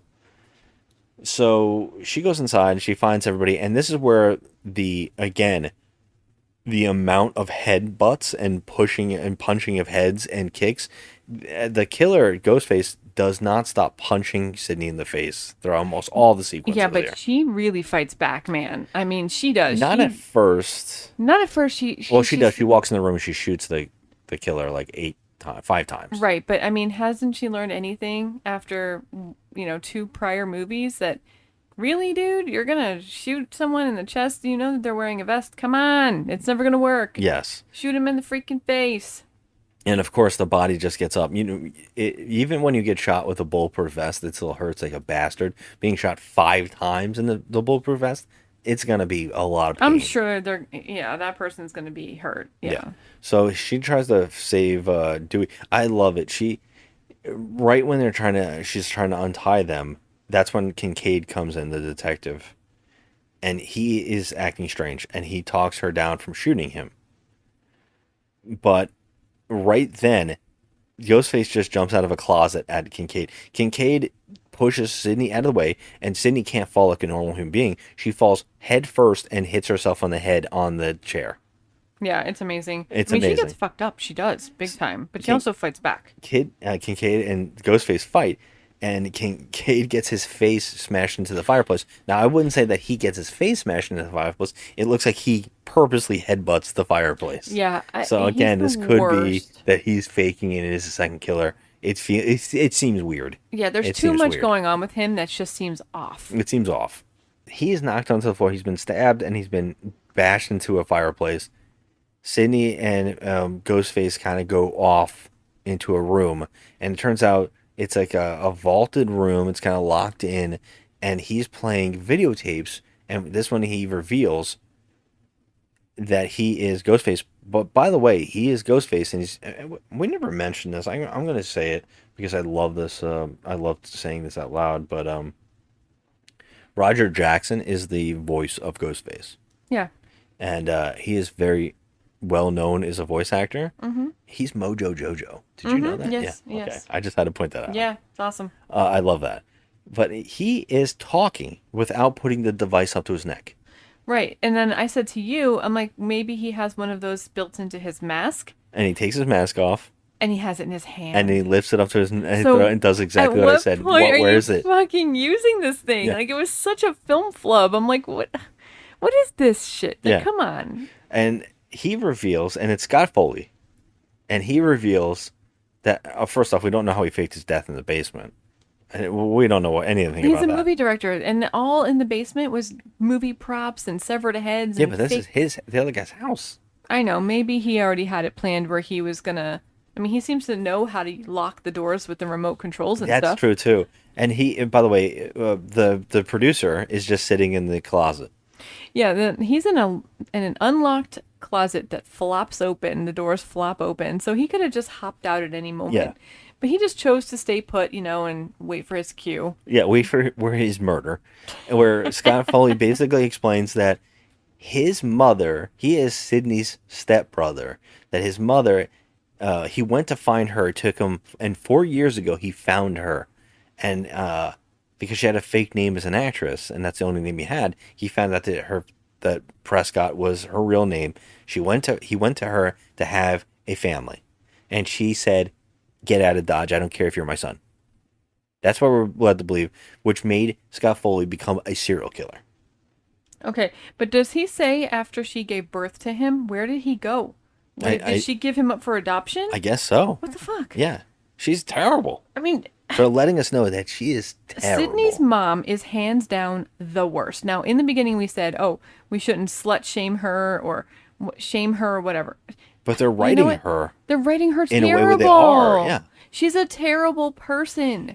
She's terrible because she finds out she has a love child from one of these parties where she was probably doing drugs and trying to get apart and passed around, and she got pregnant. She had a child. When she finds out about the child, she doesn't want him, but she's married to another man and having 2 affairs on the side at the same time. Yep. And she just in the same day, because we find out that Scott Foley just followed her to a hotel to videotape her going from room to room. Mm-hmm. That same day, she found out that she had a secret child that she rejected.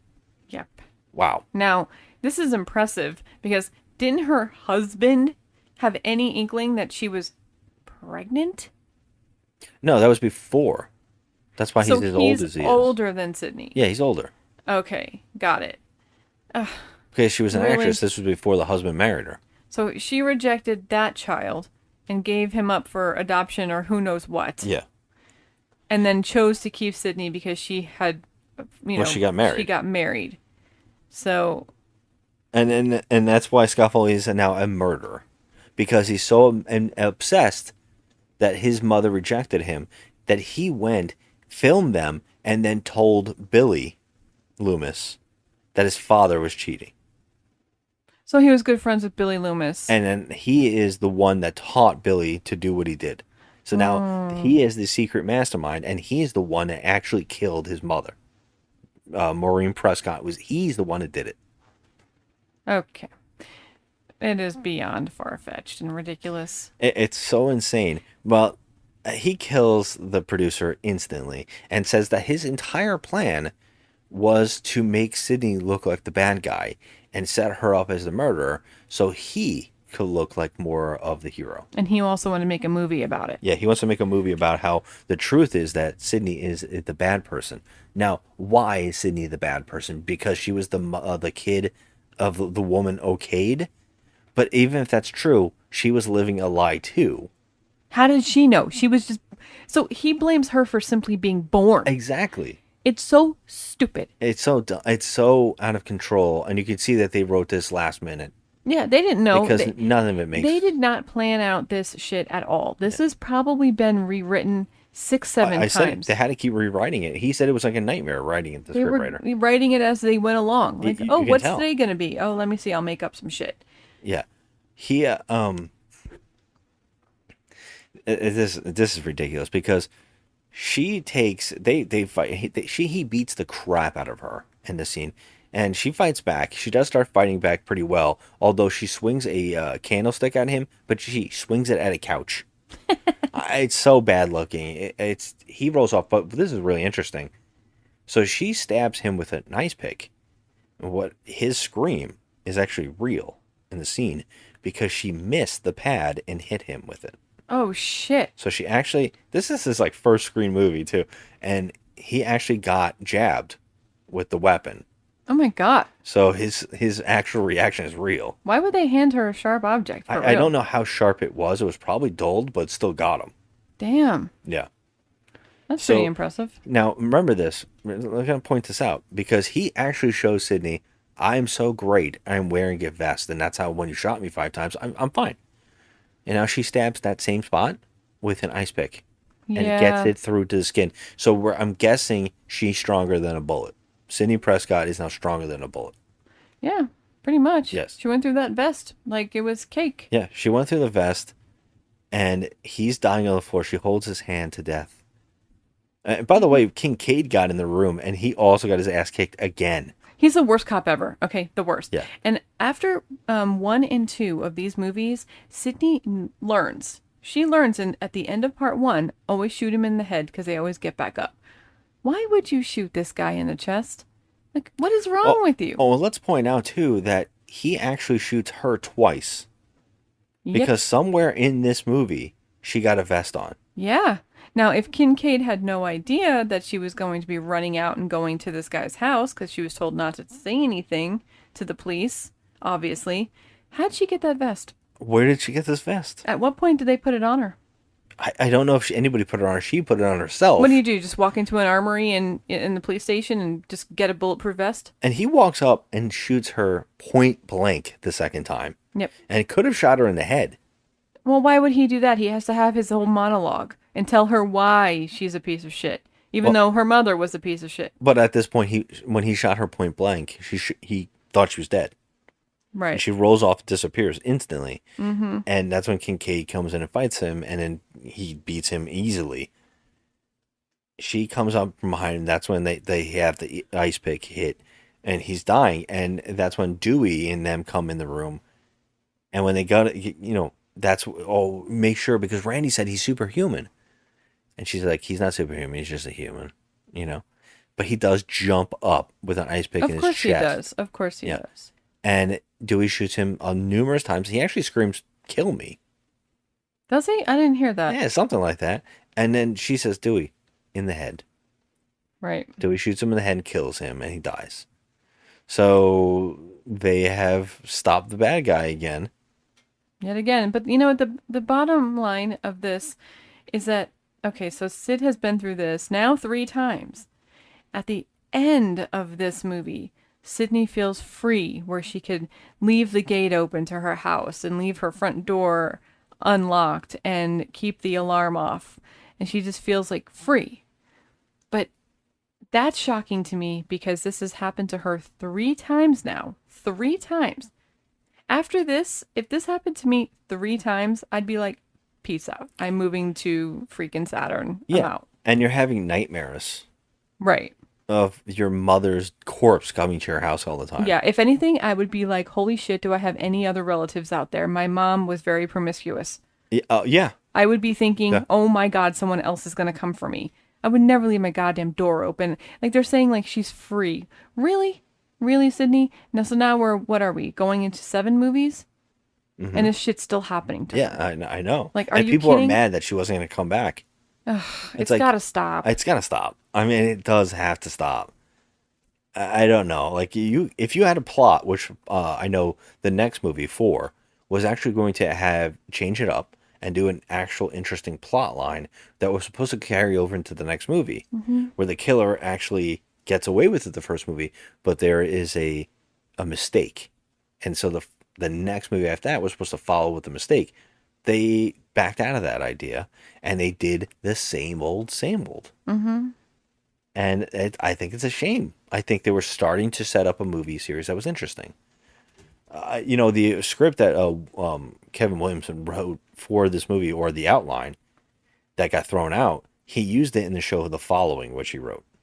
Right. With Kevin Bacon. Mm-hmm. And we watched that, and that also was a mess. I know some people liked it. It was a mess. It started out pretty intriguing. Yeah, it had a great concept. It just fell apart really, really fast. Yes. It was like 1,000 serial killers. Yes. Mm-hmm. Yeah. All right. So of the movies that we have done. Now we finalized Pod-o-Ween, where we did Scream 3 of the movies that we have watched for this month. Which one of those would you say is the best? I hate to say this. God, I hate to say that the order that we might have watched these in might actually be the order that they should be in. Okay. Because I don't particularly like this movie that much. I know it's better than the other ones. Okay. I agree with you there. I would switch maybe a couple movies in there. Sorry. No, I agree with you. I feel like, I appreciate the first Scream movie, but I feel like after that it just started going downhill big time and they're corny. Like, fast. It got corny, it got silly, and it just got really just unbelievable. Like the first one, that was a cool twist. It was a neat idea. And then it just got ridiculous with these relatives coming out of the freaking woodwork and the cousin and I just can't take it anymore. 1 and 4 are my favorite of the franchise. Okay, I know, because you like, what's her name there? Roberts, Emma. I like her. Yeah, you liked her in the movie. You thought she was a good I just villain. think the cast is good and it's starting to try to do something new. And if they would have really gone with it and followed through on their idea, it would have been a better film. Yeah. I think it's just shot better. I feel it just feels like a better movie that has a little bit more stuff to do. I feel like the rest of them are all being these commentary jokes that just don't connect with me. Yeah. I'm struggling to know what my third favorite movie of this franchise is. Of the Scream franchise, anyways. I mean, and that's the one say. I found the toughest. Yeah, I can't. Because they all have something I like in them, but they also have things I really don't like in them. Yeah. If anything, I'm guessing I'm going to say 5 is my third favorite of the franchise. Which one was that again? That's the one with Huey. Oh, fuck that one. It made me laugh because he was like obsessed with franchises. Oh, God. I thought that was kind of fun, but I just can't. I'm sorry. Hate me. Yeah, I'm sorry. I think the last one is terrible. It's terrible. I don't know if I hate that more than this movie. I think this one's the worst of the whole franchise. I'm gonna say 1 and 2 are my favorites. I'm going 1 and 2 on Scream. Wow. Because after we hit this one, and then it just starts taking a shit. This one, and then we just go downhill. When you say number 2, all I can think about is Jerry O'Connell singing. Well, yeah, and that's I'm just like, oh man. It's a bit goofy, yes, but I mean, at least we carry on through, Billy Loomis's mom. That's a bit extra, but I mean, at least there's a reason for revenge. Oliphant's acting, and when he's Timothy, the killer. yes, Oliphant. Okay, I can't. But I would take 1 and 2 over the rest of this shit. I would. Okay. So 4 is good. The worst one of the Pod-o-Ween movies that we did is we're both going to agree on it. It's Chainsaw Massacre? Yeah. Yeah. Okay. I mean, is it? I mean, I didn't like Freddy's Dead, but I thought would... you said that was worse. You know what? I'm taking Freddy's Dead. I might actually go Scream. This one is the best of the 5. And then maybe Jason Goes to Hell. And then maybe Halloween Resurrection. I'm going to... I don't really hate Freddy's Dead. It's I stupid. hate Freddy's Dead. It's stupid, but it's not like I mean, when I say that, we didn't even score this movie. We didn't score this movie, but they're all underneath this. I mean, I'll put it to you this way, okay? Even just Busta saying trick or treat motherfucker is better than the trash that's going on in Freddy's Dead. Okay? Freddy's Dead is trash. So is that your bottom? Freddy's Dead is my bottom. Yes, I hated it. I can see why. And Texas Chainsaw Massacre grew on me a little bit this time, but it's still bad. Oh, it's bad. Yeah, it's bad. I'm definitely gonna go Scream, Friday the 13th, Jason Goes to Hell, then Halloween Resurrection, and then Freddy's Dead, and then Chainsaw Massacre. Okay. That's how I'm going. Well, I initially gave this movie a 4. This one? Yeah, when on first viewing. Oh, I love that. I gave it a 4. What are you gonna give it right now? A 4. You're gonna stay a 4. Yeah, it's still shit. I was gonna give it a 5, which I've always given it. I don't particularly love it, but I know it's more competent and it's more of a fun movie than a lot of the horror franchises. But I don't think it's competent at all. I mean, there's a lot of there's a couple of things in there that are funny. That's why I'm giving it a 4. You know, we got Parker Posey, she's great. There's some things in there that I think are cool. there's some decent directing, I guess. It's hard for me to say. But, I'm it's a 4 mess. 4 is right. 4 is right. It's Yeah, right. it's right. So, yeah, all right. So, with that in mind, that brings us to our segment of Why We Can't Have Nice Things, where I read out the 2 extremes of internet reviews, a 1-star and a 10-star, as proof that no matter what, people will ruin the rating system for everybody. All right, we're going to start with a 1-star. This is the worst Scream. Scream 3 is horrible and a joke to the rest of the franchise, abandoning any horror or suspense. The worst reveal of the killer, totally cliche, some really crappy characters that you couldn't wait to see get it. Everything about this movie sucks. That I don't agree with. I don't think everything about this movie sucks. There's this one, 10 out of 10. Scream breaks all the rules to make a masterpiece. Now, I'm going to read this exactly. Oh, hell no.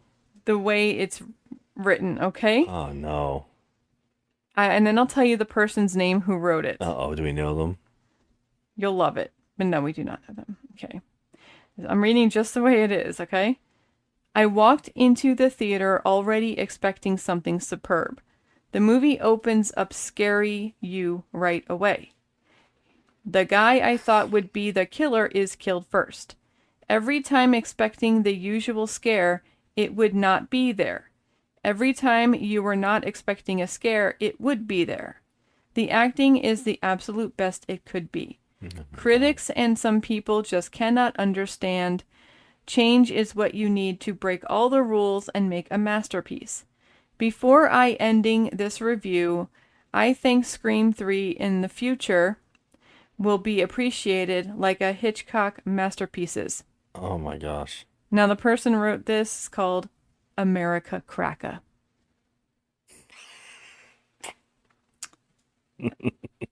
So. That was worth it. That was worth it. Yeah. Yeah. Mhm. Yeah, the first person that died was he thought was a killer. Cotton? The stupid American cracker. He thought the first person, Cotton. So Cotton, okay. He saw Cotton in the opening, and I guess he had never seen another Scream movie and didn't know that in the opening they just killed Well, I said somebody. he saw the other Scream movies. All right. All right, so there you have it. Can I point something out I forgot to talk about? Yes, please. Can we talk about Nick Cave's red right hand? The odd theme that is used over and over in Scream movies. What are you talking about? There's a song that's played in every Scream movie called okay. Red Right Hand Okay, from yeah. Nick Cave. Okay. Okay, this song is played in all the Scream movies, and people just love it when it pops up in the Scream movies. They get so giddy, right? And now all I got to tell you is, every time I hear this song, I only think of one thing, and that is a little old woman on a motorized scooter ripping off Lloyd Christmas and Dumb and Dumber, and that's all I hear, and I don't care what anybody says. Oh my god. What his entire dialogue drop there during that song in that movie is legendary. And every time it plays in Scream, I laugh because I think about that fucking movie. Oh my goodness. Now, so we're saying, look, it isn't the worst movie ever made, right? No, it's not the worst movie ever made. Yes. So what is, right? We have our list, and we're going to drop it. And I think we both agree here, we're going to have it a little higher on this list. I think I have to ask you, is this worse or better than Madam Web? Oh, Jesus. I can't believe I'm saying it, but I think this is better than Madam Web. Yeah. So is it better than Leprechaun 5 in the Hood? Is it better than... Wait, Leprechaun... Not to Back to the Hood, but in the Hood. I fucking love that movie. So no, it's not better than that. I don't care. Number 43 is Scream 3. I love that movie. Damn. Well, I mean, you know, we did it, and I'm sure that we pissed off some people. Yeah, whatever. But you know what? They're listening. This is just our opinion, guys. I mean, I do really have an appreciation for the first Scream movie. I just feel like they all go downhill after that. But I think we really need to get rid of the whole Sydney thing if we're gonna. Yeah. And I really do think the whole thing just needs to stop at this point. I mean, I'm okay. I like the show. Like the show did a new take, like a new plot of someone doing the Scream, Ghostface as the killer and doing a whole setup.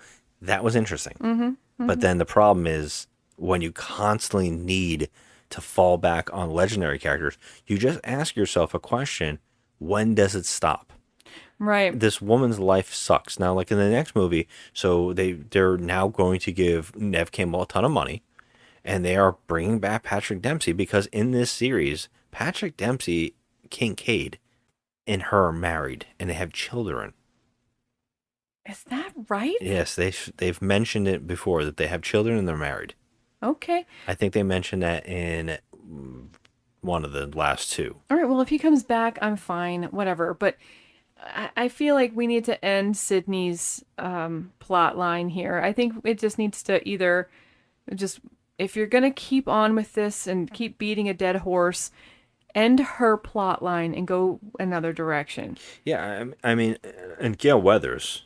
Get rid of Gail. It's enough. At this point, I mean, like, they got so low with the series that they had to bring characters like, oh, Randy's sister had a couple kids. And so they're the main characters now. Yeah. And it's like, this is getting cheesy. It's ridiculous. Like, if people are really excited to see those characters baffles me. And the idea that we have to, like, up the ante. Who's the killer? Oh, this time we're going to have 3. Yeah, it's just enough already. And everybody's getting stabbed, like, 57 times and surviving. It's getting to the point where I can't do it anymore. I think even David Arquette was like, all right, just take me out at this point. Just get me out of here. Yeah. So, yeah. All right. We'll see where that one goes. What? I mean, we're moving on to next month, which is our Turkey Fest. Gobble, gobble, motherfucker. We're going to watch. We need Busta. We're going to watch movies that are so bad that we love. That we love these movies, but we know they're not bad. good. Yeah. So we're picking 4 movies that we do enjoy, and we're going to be bull crapping about those. Yeah, so join us for that, because that's going to be a hoot. Yeah, and thanks for listening, as always. And sorry if we pissed you off. It's just the thing, that's just how it is. People have different opinions, and it's okay. And I'd love to hear yours. Hit me on social media at Instagram, Just Another Movie Night, and Joe at The Crafty Misfit. And share your thoughts. Tell us why Scream 3 is the best, and that why you agree with American Cracker. Sorry. And we're always here to hear it. All right. Thank you, and have a good one. Bye. Right. Black coat with a red right hand.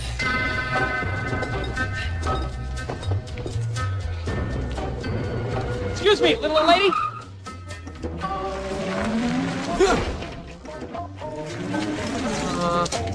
You have change of $1? Change? No, I'm sorry, I don't. Oh, well, could you do me a favor and watch my stuff here while I go break $1? Of course. Thanks.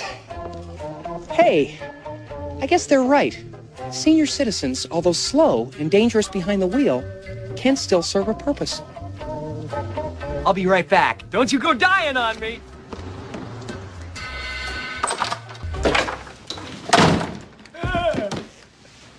Where's the booze? I got robbed by a sweet old lady on a motorized cart. I didn't even see it coming.